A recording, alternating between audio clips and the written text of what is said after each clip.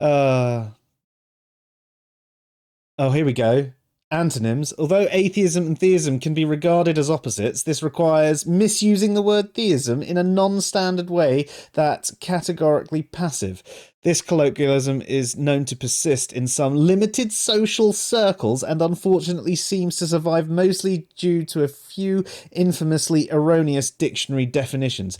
Okay, so this is actually, he's being prescriptive with his use. He's saying all dictionary definitions other than the ones he likes are wrong, and he fails to understand how the word has been defined throughout the years.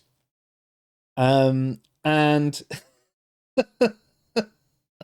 oh, this is painful, Dave. Also, how can a dictionary be wrong? No, it describes how people are using it. Yeah, it's literally impossible. I mean, I can give you an example of how you could argue that a dictionary can be wrong. Halal. In the dictionary, it's usually, or Western dictionaries, it usually refers to the Islamic method of slaughtering meat, that kind of thing. But halal in Arabic and in Islam actually just means permissible. So drinking water is halal. So you could argue that the dictionary is wrong because it's not how the Arabs are using it, but that's not what dictionaries are for. They describe how the words are being used in that language. Yeah, interesting. I didn't know that one, so thank you for that. But yeah, dictionaries are not wrong.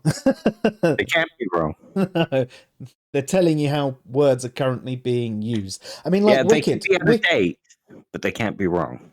Sorry? They can be out of date, but they can't be wrong.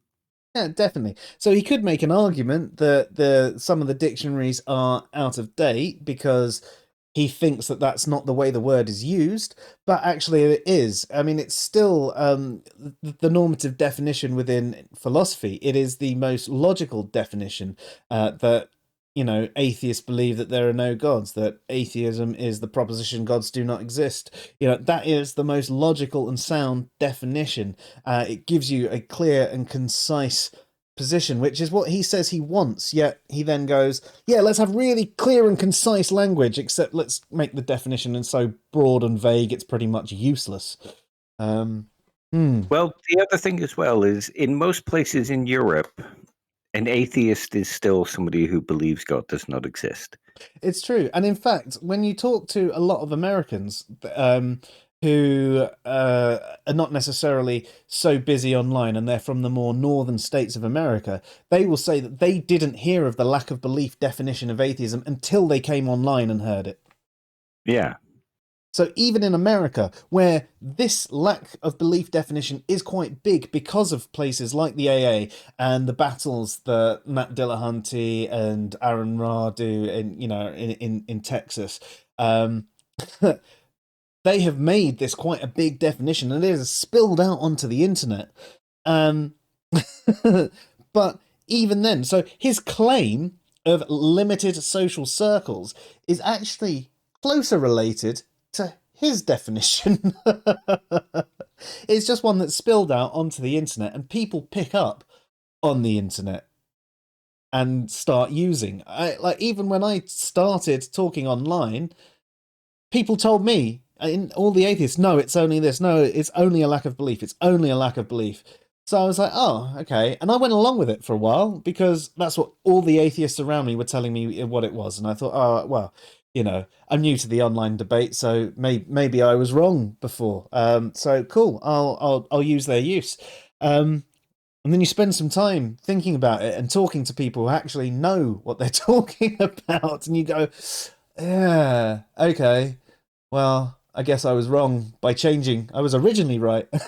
And thanks to an ad populum, which is essentially why I changed the definition in my head, because all the other atheists were saying it, I changed my definition to only a lack of belief as well.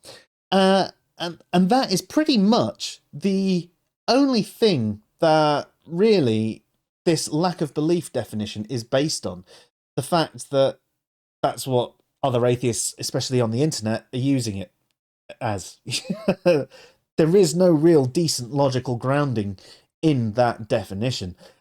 You're basically taking words that already exist and getting rid of them. They've got rid of the agnostic position and say there's no agnostic middle ground. They get rid of the word non-theist and go, no, all non-theists are atheists. And you're like, right.